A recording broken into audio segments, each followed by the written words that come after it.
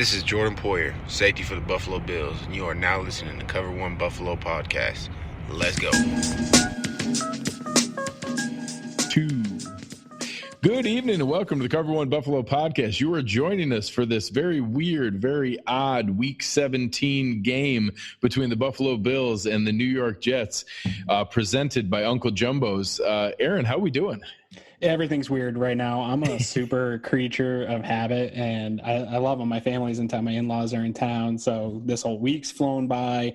I've been relegated to my bedroom. I'm standing at my dresser in my bedroom, which is not normal for doing a show. So as a creature of habit, I'm all out of whack. It was nice with all that craziness going on that this game didn't matter at all. Obviously, some of the injuries scare you a little bit and that you take that stuff seriously, but otherwise, just kind of sit back, drink some beer, and watch football day today. Yeah, I mean, for some of the things that actually could come from today, we actually got some of the results we wanted. We got some Fitz magic at the end of the Dolphins game to upset the Patriots, and the Chiefs won. So now not only does Buffalo not go to Kansas City, which I didn't really want, we get to go to Houston. And Kansas City passed them for the number 2 seed and is going to make the Patriots play on wildcard weekend. We now get to root for the Titans to win and that make the Patriots have to tackle Derrick Henry all day. That seems like fun. Right. So, as long as it comes out, I don't think any of the injuries look real serious, but I'm curious about Levi Wallace's ankle, Taron Johnson's shoulder or his ankle. Secchi did get carted off, they said, so I don't know if that was just kind of, okay. You don't want such a large man walking on that to the locker room, but that could be bad. But obviously they've been playing so far without him. But yeah, no, we don't know about the injuries, but it seems, I think a lot of people are indicating that the Bills-Texans game might be the Saturday game, so that would be one less day of rest for any of the guys that got dinged up and would need a full week to recover. Injuries happen, though. It's part of the game, and we can get into a little bit more. If you're going to be mad at anybody, I saw a lot of yelling at Sean McDermott. Don't be mad at him in some of these injury cases. You got to be mad at the NFL. They're very limited to what they can do in a scenario like this. Guys have to play, and if you're out there, there's a chance you can get injured. Yeah, before we get into it too much, I want to thank our presenting sponsor, Uncle Jumbo's. Today is a good day to be able to enjoy a beverage, enjoy one of their nice drinks, whether it's their American vodka or any of their other good stuff with the country lemonade and everything that you can enjoy from a bluesberry standpoint. Today would be a good day to do that because it's hard not to get anxious over a football game for a team you care about, and it was weird to try to process that today. So I could have used a little bit of Uncle Jumbo's today to be able to get myself through it. As we look into the game itself, we opened up. You had some of the starters get a series or two. It was about what we expected. The offense didn't move the ball too much. We didn't get a whole lot going. And it was really the low-scoring kind of blah game that I think most of us expected going into this. I wouldn't have minded a little bit more here. I wouldn't have minded a couple more exciting plays to kind of get some momentum going. I can't lie. I kind of wanted 11-5 just from the on paper standpoint. But having a game that didn't matter because we had already earned and locked up the playoff spot was encouraging to at least be in that spot. So from an offensive standpoint, Matt Barkley opened up 18 of 35 for 232 with no touchdowns and 2 interceptions. So Aaron, would you say we have a quarterback controversy on our hands? No, and maybe I'm hoping that Matt Barkley just did Josh Allen a solid and came out and intentionally had a bad game because it looked at times like an intentionally bad game. He was just missing guys entirely. So, yeah, no, there was a little bit of rumblings. You saw some of the radicals out on the Twitter and probably on Facebook if you are into that kind of thing, kind of clamoring for a Matt Barkley starting over the last couple of weeks. I think that has officially died down.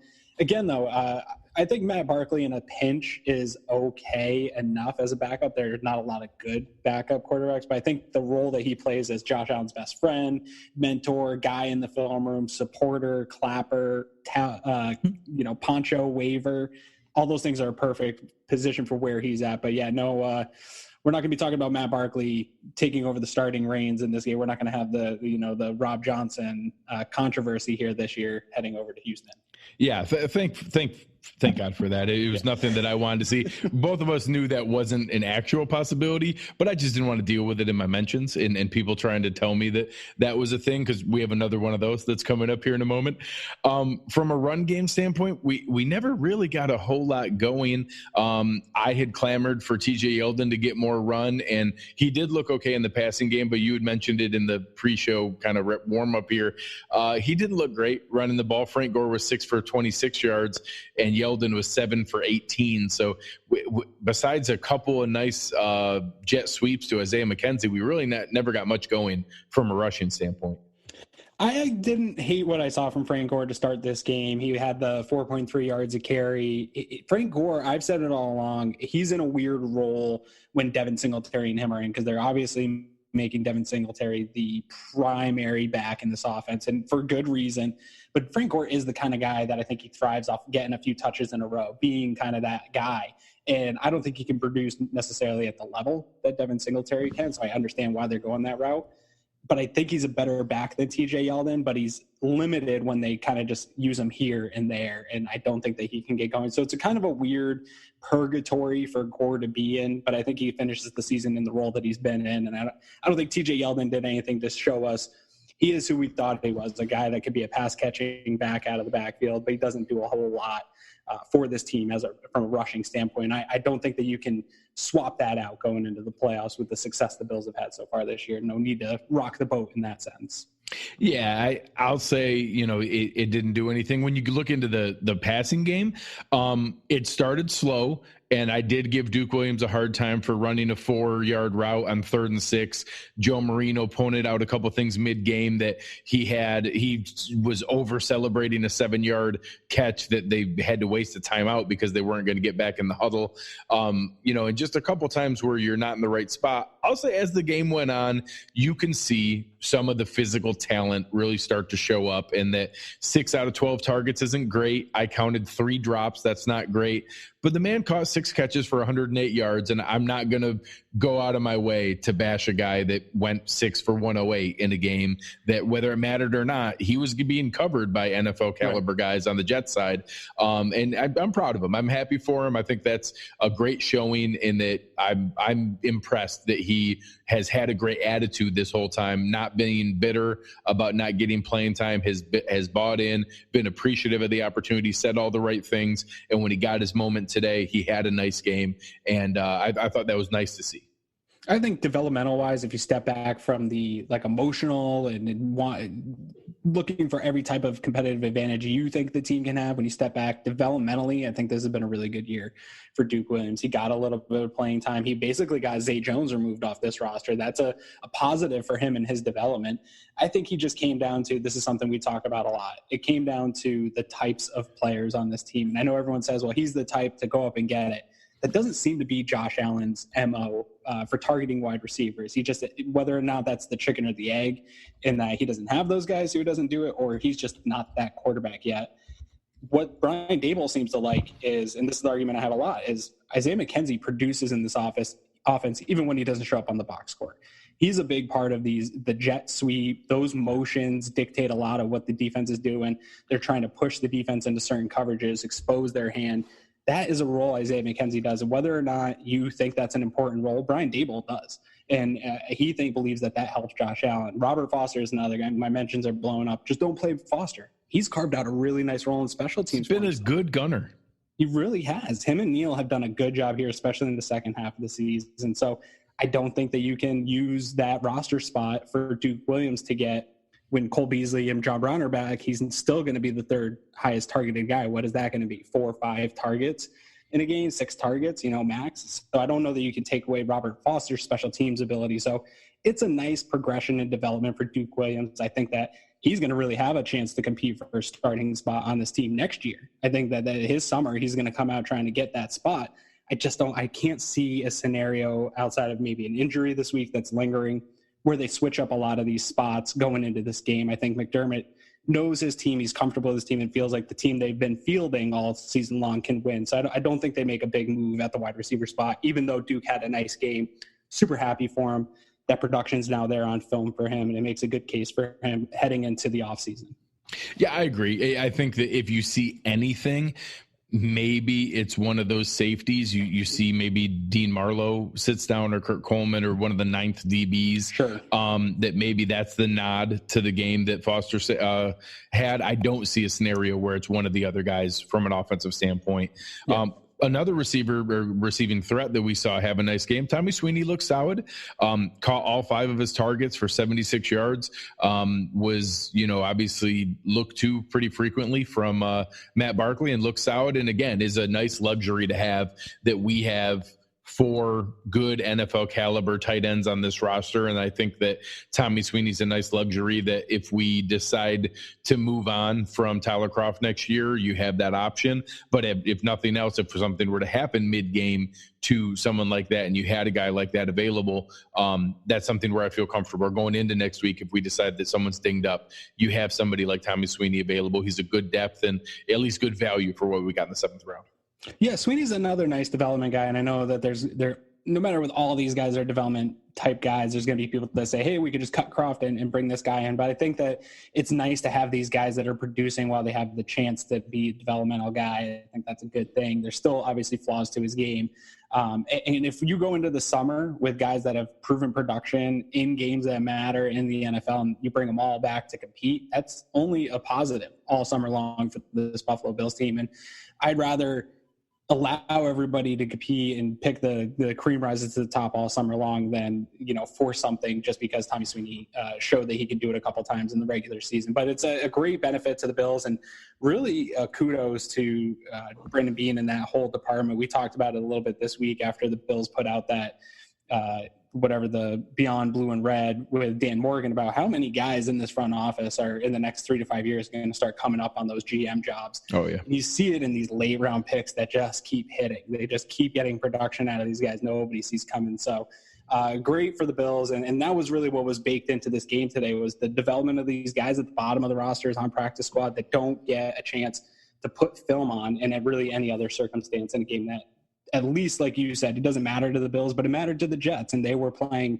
their top-tier NFL talent that they had. Yeah, absolutely. In another segment of the offensive line didn't look great today, but that's a tough ask It's when hard. you're swapping guys in and out all game. You're playing combinations that haven't played together, no continuity, no gelling. So I give them a pass in that they didn't look great, so it's not okay that they didn't look fantastic. But it's understandable when you're not getting those reps all the time. And Ryan Bates is just bad. I will say that. I don't think I really don't. Not yet. I think he has the chance to develop into probably a guy that can play this league. Right now, though, I don't want to see him. If something happens at tackle, we saw Cody Ford go out in this game for a little bit. Luckily, he did come back in after Ty Nsekhe got hurt. That scares the crap out of me to not have a tackle back there. I want Adrian Waddle back. I know I said I was ready to cut him last year. I want him back next year because I don't want it to be Ryan Bates behind whoever gets hurt at that tackle position. It's too important. He almost got Matt Barkley killed a number of times, but everyone else I kind of give a pass to, like you said, in that not working together with any type of frequency this year. That's probably the hardest position in a game like today. We're just moving parts around to have the lack of communication of playing together. It's just a tough ask for all those guys. Yeah, no, it definitely shows what a luxury a guy like Lader and Waddle could be. And I actually thought, Ike Bacher had a nice game. Spencer Long looked okay. I think our interior depth is strong and above average for most teams. But yeah, the dings we've gone through, early on, losing Jeremiah Searles, losing Lader and Waddle, losing Ty Nsekhe for part of the season here. No team is ready to lose 3 of their top 5 tackles. And we did. And luckily we didn't lose the top 2, but I guess depending on how you compare Nsekhe and Ford, but no team's prepared to do that. So if you lose a 4th out of your top 5 tackles, no team is ready to be able to prepare for that. So I'm looking forward to that. I think it shows the investment that's needed next year. We need to bring Lader and Waddle back and probably another drafted prospect to be able to groom behind Nsekhe to compete. So we'll see where that goes. Anything else on offense before we move on to our midsection? No, not really. Not a whole lot of fun of offense to watch today. So I don't want to talk about it too much longer, than we have to, because it just isn't a game you can really pull a whole lot out of anyway. Yeah, I agree. And this is where we normally talk about the Uncle Jumbo's responsible play of the day. And a situation like this, we talk about our presenting sponsor, Uncle Jumbo's, and what they do as far as, giving lots of fun things to be able to enjoy. And you can go a little overboard. And sometimes you have to have the discipline to know, when to cut yourself off and to do so responsibly. And today had a couple scenarios like that. And I'm just going to lean back on the fact that the team had the season they did to put themselves in a position where we could afford to sit the guys that we sat. Devin Singletary, Dawson Knox, Tre'Davious White, guys like that are inactive and not even out there to risk it. And then on defense, we're seeing Tremaine Edmonds, Matt Milano, Jordan Poyer, Micah Hyde sitting after the first series. That's my responsible call of the day. And that, we were able to do that, not risk it. And like you said in the opening, if you have any other gripes about, playing time and injuries that happen, that's on the NFL. We literally can't have full secondary options for every single guy on the roster. You only have 46 game day roster spots. You only have 7 inactives. You need some guys to play. You saw Isaiah McKenzie playing the last 2 game series at cornerback to end the game today. Ron brought that up in the chat.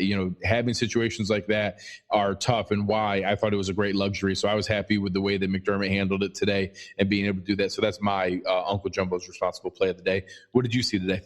Well, I want to touch on that one because I think it's a good one, and I can feel a narrative starting to drum up a little bit this week. I got into it with our friend Marcel from ESPN a little bit about depth at cornerback after it looked like Sear Neal got hurt. So that was Levi Wallace and Sear Neal getting hurt, and those guys were going to play no matter what today because of the situation that you talked about. You have to have some guys out there playing. Sear Neal got a lot of snaps today. Even though we didn't know the extent of Sear Neal's injury, I felt like that seemed like it was a stinger or something like that. He was moving his arm around trying to shake it out. But even I just mentioned that you're starting to see a little bit of a narrative popping up on Twitter about Bills limping into the playoffs thing, the health of this game. And I think that people are probably going to call Sean McDermott into question for this, but I agree with you that I think he handled it in a responsible way.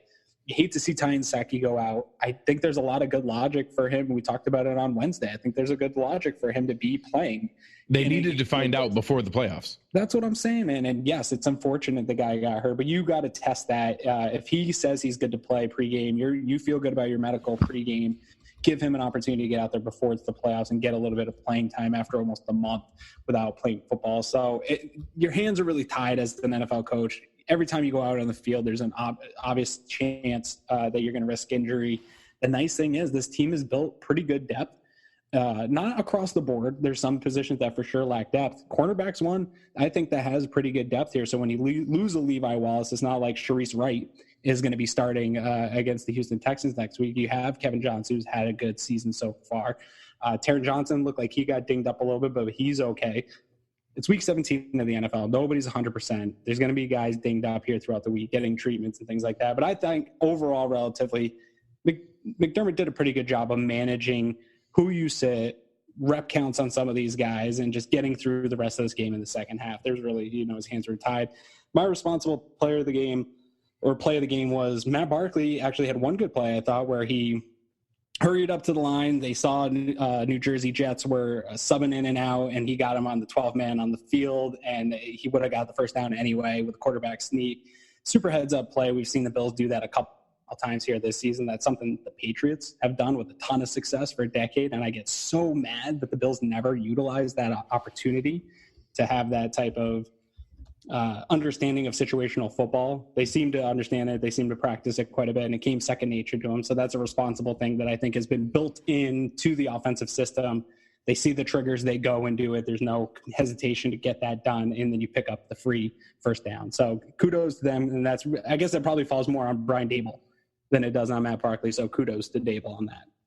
Yeah, and I think that's a great call as well. And to see some, noticing things in the moment, being able to take advantage, do those kind of things. And we appreciate Uncle Jumbo's being our presenting sponsor here, and look to make sure that we can encourage you guys to enjoy their products, but enjoy them responsibly. So looking onto the defensive side of the ball, I thought they started out really well. And for the fact that we had our, backup defensive players in for the vast majority of this game, I thought that they moved the line of scrimmage consistently. I thought there was a couple series where they started to give up some running plays, but they were consistently getting penetration, getting after Sam Darnold. We sent some pressure here and there. Corey Lugitt flashed several times. Ed Oliver flashed several times. Had several solid plays today for what could have easily been a game that got away from us and really was ugly. I thought that for our backups playing against the Jets starters, they did a nice job from front line standpoint and not letting anybody get behind them. No, just ugly miscommunication mistakes. I thought that was an overall positive in what was, still a pretty blah game, but getting in there, Trent Murphy getting a couple sacks, that kind of thing, at least showed that we were still getting after them to some extent. Yeah, I liked pretty much everything from the defense. Again, when it comes to the, communication and things like that, when you're moving guys in and out, the defensive backs, I think, suffered from some of that today when you start swapping out the safeties and you got guys that haven't really had a lot of playing time. And you saw some open holes in zones that probably, if obviously Jordan Porter and Micah Hyde are there, you don't see that open up. Or if they do make a mistake, they know and have seen it and practices so many times they can fill the mistake that they've made. You just didn't have that today, and luckily Sam Darnold didn't pick that apart too much. He had some errors, but I think considering the Jets were going all out to win this game and they were playing their top talent, they held Anderson in check. We had the bet, we'll talk about that later for Anderson. They held him without Trey White. That's a pretty successful day for them. I'm sure that the Jets were trying to target, knowing that Trey White probably wasn't playing this game. We're probably trying to get him going in the offense. Crowder didn't even have the type of game he had against this team earlier in the season. So they did a pretty good job, all things considered. And I think the depth of the defense really shined today. And Eric had posted, I think maybe the most exciting part on the defensive side of the ball is Ed Oliver just seems to really continually week in and week out, just coming into his own and comfort level of playing at this level. And I can't wait to see him take it up a notch when the playoffs come, because everybody steps up a notch for the playoffs. And man, he's a grown man, and I can't wait to see him go through an entire off season as an NFL player with an NFL, them telling him what he needs to do here this off season, because he's a terrible man in the middle there, and that's going to be a lot of fun to watch his development. But he was a big plus today for me to see him get a nice number of reps and do work. Oh, absolutely. That was I had the joy today of watching the game at the Bills, Cleveland Bills Backers Club, which usually is the home base for some folks who listen to Nick and Nolan over on the Buffalo Rumbling series. That's their home base for watching games, and I got to enjoy the game with both of those guys. And we talked about Ed Oliver like half the game. Like we were just watching him every snap. He walked back their center and guard 6 and 7 yards a couple times, just throwing guys around, chasing guys down from behind. As a defensive tackle, that's just not normal that you're going to chase guys down and make, pursuit plays like that from a defensive tackle standpoint. Like you said, as he starts to learn, hand placement and secondary counter moves and things like that, the sky is the absolute limit here. And I'm just ecstatic. I was really excited when he fell to us in the draft, and I feel even better about that now that he is going to be an outstanding centerpiece for this defense going forward. And it's really exciting to see things like that. I thought that, like I said, I mentioned Corey Lugia. I thought he flashed several times and looked really good. And that gives me solace for something we talked about last week, that I don't think it's crazy to go into next year with Ed Oliver, Star Lotulelei, returning Harrison Phillips, re-sign Corey Lugia, and move forward. And that I know a lot of Bills fans really want to see us, pay Jordan Phillips, and he has had a flashy season. He does have 9.5 sacks. That's very exciting. If they find the right number to work that out, I'll be happy.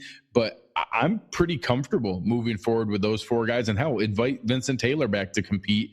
You could spend one of the extra 6th round picks on a defensive tackle. I'm fine with that being our competition going into next season without any major ads. Yeah, no, and some of this stuff, I know everybody wants to pay people, and there's guys that become fan favorites, and I get it.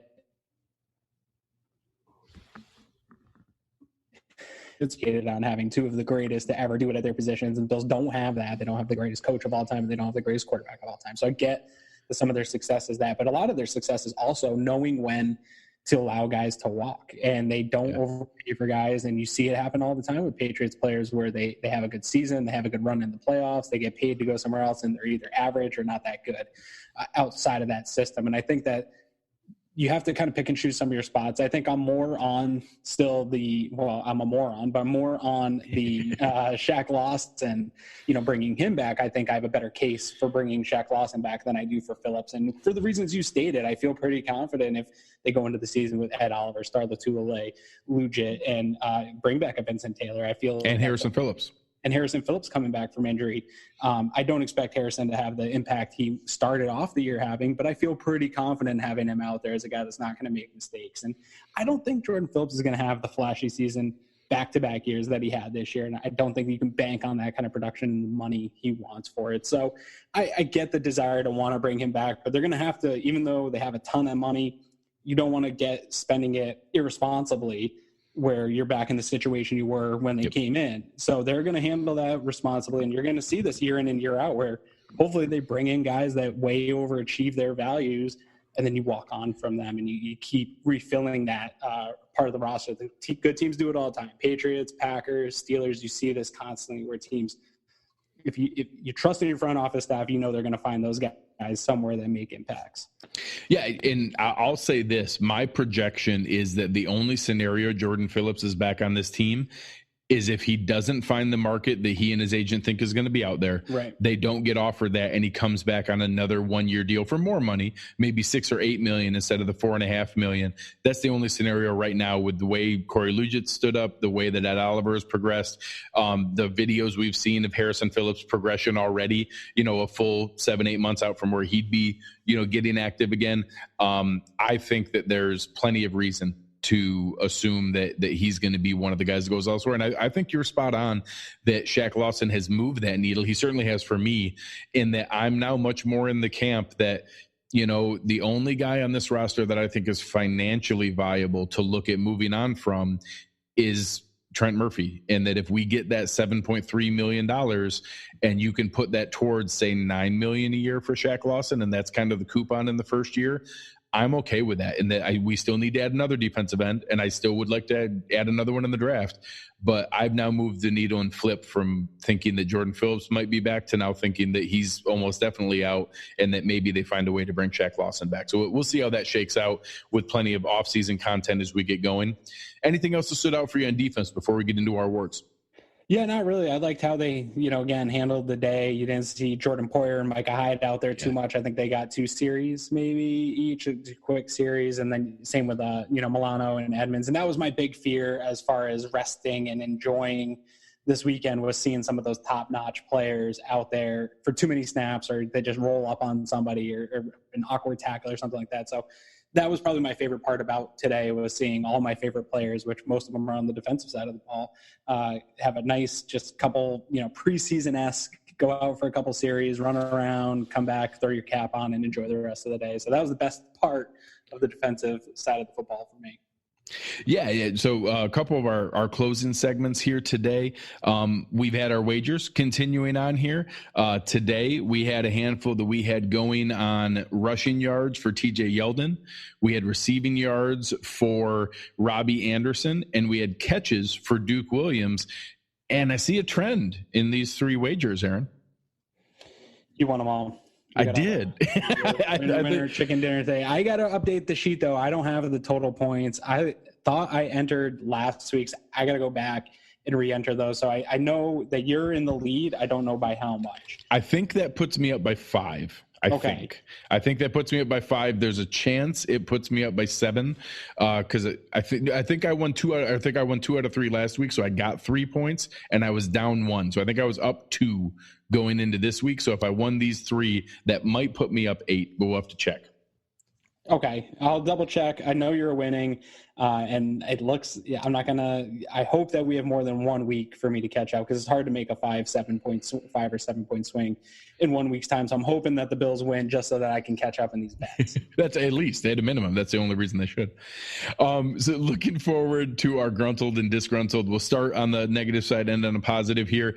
My disgruntled was Matt Barkley, and I know we opened it up at the top of the show, but this reinforced. I know no one was being serious. It was coming up on the 20-year anniversary of the madness, and I talked about this, that I can't imagine if you and I had this show 20 years ago and that we went into this exact same scenario where Doug Flutie was a starting quarterback for 15 games, had a meaningless week 17. Rob Johnson started, and then all of a sudden he starts in the playoff game. And that there were other circumstances. Johnson was the younger player. He had just got paid by Ralph Wilson. He had a really great game against Peyton Manning. I get there were other things, and the story is that Ralph Wilson forced Wade Phillips' hand.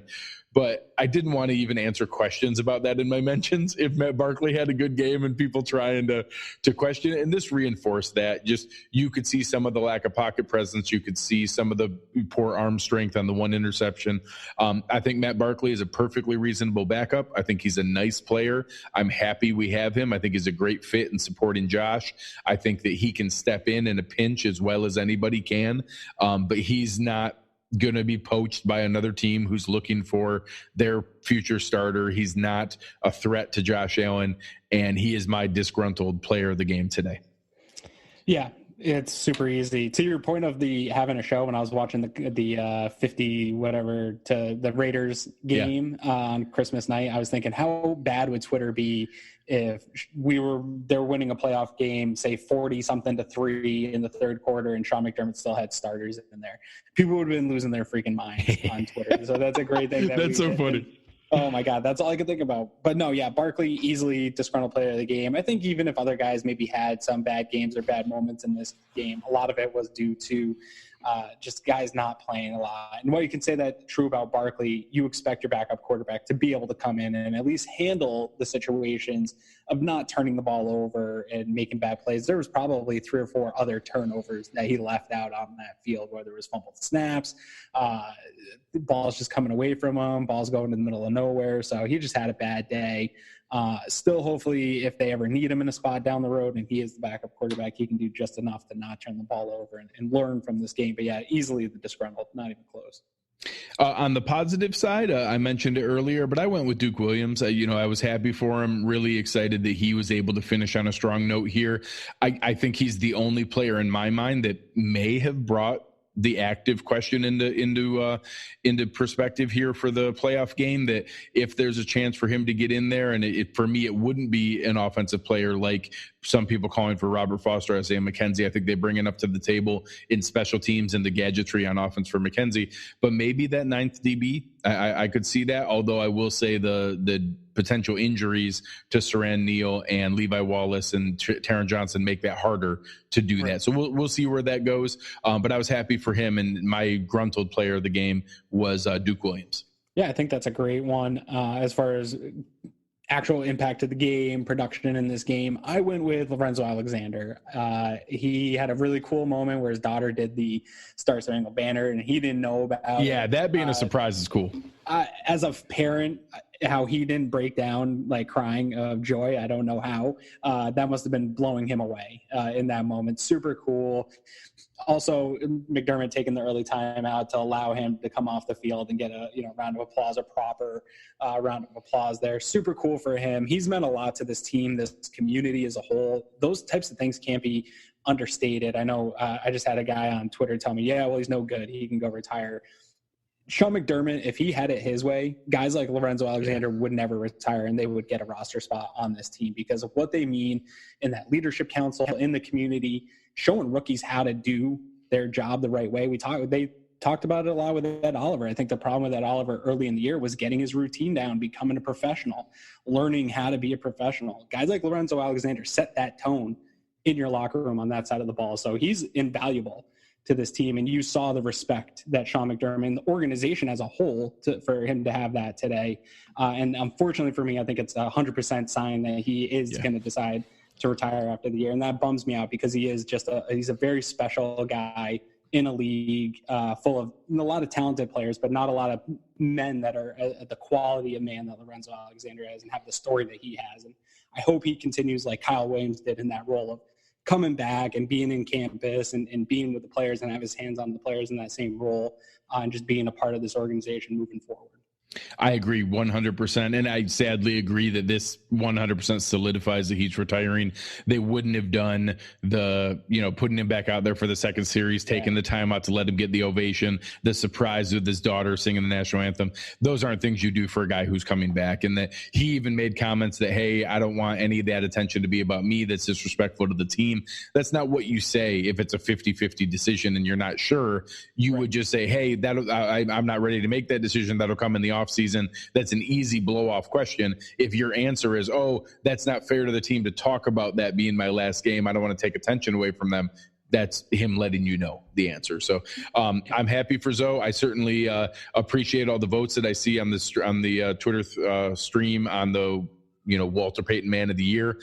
Very deserving. He's a genuinely good man, a genuinely good person and leader, someone I'm happy has been in this locker room. And honestly, I'm looking to see who's ready to step into that next year. That 2 years in a row, having Kyle Williams and now Lorenzo Alexander retire is no small matter. And that when people talk about some guys like Star Latulippe, like Trent Murphy, like Lee Smith, like Patrick DeMarco, that are some of the names that people go to first as far as getting rid of them or upgrading them, keep that in mind, that that's a piece of that puzzle for veteran leadership that Sean McDermott's going to be looking towards, and that we need people to step up into those roles to be that leadership council. He talks all the time about player-driven leadership, and that I think that's a legitimate piece of the puzzle there of what they're going to be looking towards to be able to bring someone in and still be in that role that Kyle and Zoe has had the last 2 years.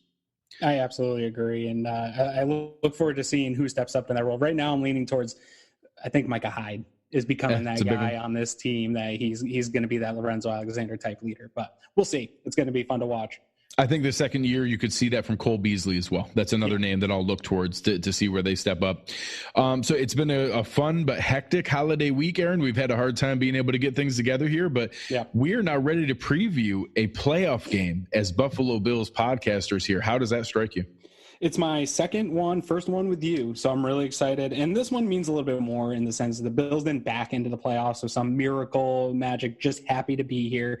I think while I am happy to be there, and I think that just being in the playoffs is a success for this 2019 team, I do have the expectations that they can hang with any one of these teams that are in the playoffs, and that's exciting for me. I can't wait to really start breaking down Houston. I won't lie, I started a little bit last week, just taking a look at them. I'm really interested to see what Eric comes up with. Last time we had the playoffs, he had a huge breakdown for how to attack the Jacksonville Jaguars, and I'm really excited about this and really looking forward to the opportunity to talk to you here later in the week as we ramp up for maybe a quick turnaround for a Saturday game if that rumor is true. So a very exciting week ahead for all of us Bills fans.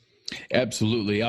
Same thing. Can't wait to get into this. Really excited for a game that matters. For everybody who's listening, the games, other ones fell the way that we talked about. The Patriots got upset. The Chiefs won. They locked up the 2 seed. That bumped the Pats down to the 3 seed. The 4 seed is going to be right now. The Titans are winning 14-7. So it looks like that's going to be solidified with the Texans were already the 4 seed, but possibly the Titans being that last playoff team. That's going to put them into a spot where it's going to be interesting for the Patriots to host the Titans and have a physical team, and then they're going to have to go on the road to Arrowhead in the next week. So definitely excited to be able to watch a more painful path for the Patriots and watch the Bills head down to Houston in a game that I think is a legitimate game, and we'll get into the details here as the week goes, but looking forward to being able to talk about a game that I think the Bills have a chance to make some noise in. So where can the Bills fans and Bills Mafia find you? You can find me in the Cover One Premium Slack channel all week long. That's going to be a lot of fun this week. We've been waiting for this for a while. And then you can find me on Twitter at AaronQuinn716. Absolutely, Matt. You can find me there as well. I wish I could spend more time in the premium Slack channel. Right now, I'm in a bit of a vortex, spending time in a place that doesn't have an internet connection, as you can see me hosting here from this lovely Panera. So looking forward to getting back to civilization here soon, but going to be previewing the game, having a good time. You can find me on Twitter at Greg Thompsett, GregTompsett. And you guys have been listening to Cover One Buffalo, and we are out.